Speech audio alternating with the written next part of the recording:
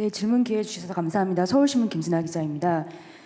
이해운 기획예산처 장관 후보자에 대한 인사청문회 불발되고 오늘 마침 송부 기한인데요. 재송부를 요청하실 생각이신지 좀 궁금하고요. 또 여당에서도 좀 부적절한 인사가 아니냐는 비판이 좀 있는데 이렇게 청문회가 만약에 열고 기회가 주어지고 해명을 하고 난 다음에 반대 여론이 계속 많아지면 좀 지명철에도 검토하실 수 있는지 궁금합니다. 이 질문을 왜 안 하시나 했어요.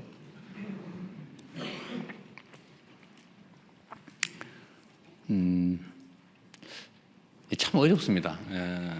제가 지금 어려운 일이 두 가지인데 좀 이따 얘기하시겠지만 검찰 개혁에 관한 논란, 또 소위 탕평 인사에 관한 이해운 지명자에 관한 문제, 이거 정말 어려운 주제 중에 하나입니다.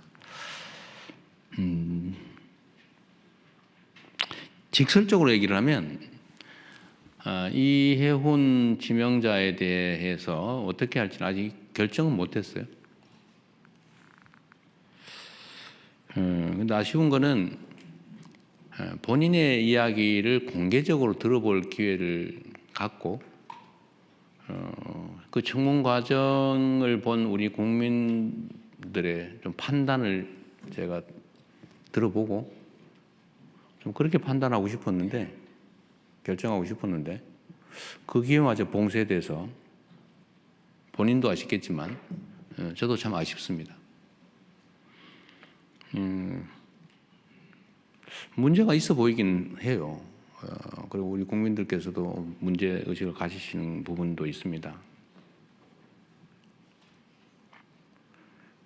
그리고 저로서도 아쉽기도 하죠. 그러나 그에 대해서 본인의 해명도 또 들어봐야 되는 거 아닌가요? 그게 공정하죠. 그리고 저는 이제 재판을 많이 참여하면서 평생 살아온 사람이라 우리 의뢰인 쪽 얘기를 제가 잘 정리를 해가지고 이제 판사를 설득하는 일을 평생을 해왔잖아요. 직업으로. 이 원고 측 유능한 대리인이 써놓은 걸 읽어보면요, 100% 그 사람 말이 맞아요. 그런데 피고 측이 써놓은 유능한 변호사가 써놓은 주장을 잘 읽어보면 100% 맞아요. 그래서 두 사람 얘기를 다 들어보면 판단이 좀 서요. 양쌍방의 얘기를. 그래서 재판제도가 원래 공격 방어가 중요해요. 그래서 한쪽 얘기만 듣고 판단하는 거는 그리 바람직하지 않더라. 저는 하도 저 자신에 관한 이야기, 왜곡된 가짜를 많이 들어봐서 제가 그런 신념이 생겼어요. 사람의 말을 듣고 판단하지 않는다. 제가 아주 가까운 사람 얘기를 잘 안 믿어요. 근거가 뭔데? 이쪽 입장은 뭔데? 자꾸 물어보죠. 그래서 제가 레드팀 이런 거 좋아해요. 반대쪽 얘기를 꼭 들어보려고 그래요. 근데 한쪽 얘기도 위험하거든요. 그거 잘 안 믿어져요. 그래서 좀 아쉽다. 지금 할 수 있으면 지금이라도 좀 해줬으면 좋겠는데 좀 어떨지 모르겠어요. 쉽지 않겠죠? 좀 시간을 두고 판단하겠습니다. 그런데 이거와 관련해서 좀 근본적인 얘기를 한번 하고 싶어요. 청와대의 검증에 문제가 있는 거 아니냐는 지적도 아마 하실 것 같아요. 문제가 있죠, 결론적으로. 부족하죠. 근데 그분이 진짜인지 아닌지 좀 가려봐야 되겠지만, 보좌관한테 갑질을 했는지 안 했는지 우리가 어떻게 합니까? 그 어디에 써놓은 게 있으면 모르겠는데, 어디 기사라도 났으면 모르겠는데. 그리고 유능하단 한 분이라고 판단이 되고, 그리고 그쪽 진영에서 공천을 무려 5번을 받아가지고 3번씩이나 국회의원에 당선됐고, 아무런 문제가 제기되지 않았던 분이잖아요. 근데 자기들끼리만 알고 있는 그 정보를 가지고 마치 대부에서 나오는 배신자 처단하듯이, 그래 우리는 모르던 걸 막 공개를 해가면서 이렇게 공격을 하면 흠잡힐 일을 한 당사자의 잘못이기도 하겠지만 우리로서는 알기 어렵죠. 이게 정치인가, 현실인가 하는 생각도 들긴 합니다. 그리고 또 반대쪽도 있어요. 아니 우리가 어떻게 만든 정권인데 그 중요한 자리를 왜 상대방한테 주는 거야? 섭섭해. 지지 처리할 거야. 이런 분도 계시죠. 그럼 이해가 되죠. 지금까지 그랬으니까. 그런데 대통령은 아마 노무현 대통령께서도 겪었던 참 큰 고민이고 어려움이었던 것 같아요. 제가 그렇게 하겠다는 건 아닌데, 대통령은 당선될 때까지는 한쪽 진영의 대표인 게 분명한데, 당선된 순간부터는 전체를 대표해야 된다. 이게 저희 확고한 생각이에요.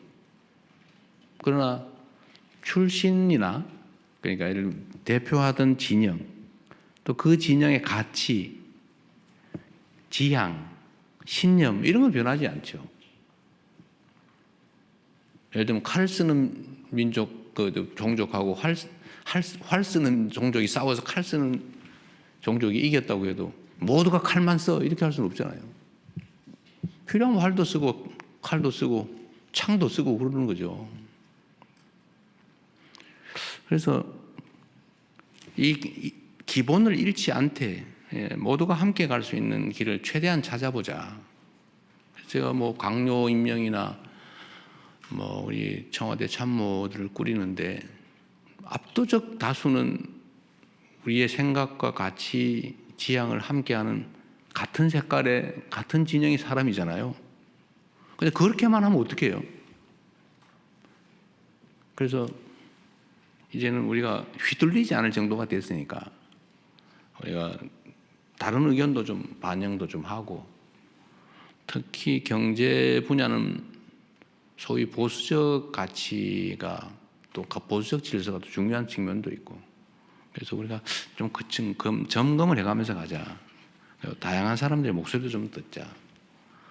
그리고 통합이라고 말만 하는데 실제로 좀 기회를 같이 조금이라도 나누어서 함께 하자. 그래서 한번 시도해 본 건데, 이제 물론 소수가 있죠. 다른 장관도 계시고, 다른 위원장도 계시고, 참모들도 있고 하긴 한데, 이번 이혜훈 장관 지명자 문제는 이렇게 극렬하게 저항에 부딪힐 줄은 몰랐습니다. 이 정도일 줄은 몰랐어요. 좀 어렵습니다. 어려운데, 하여튼 우리 국민 여러분께서도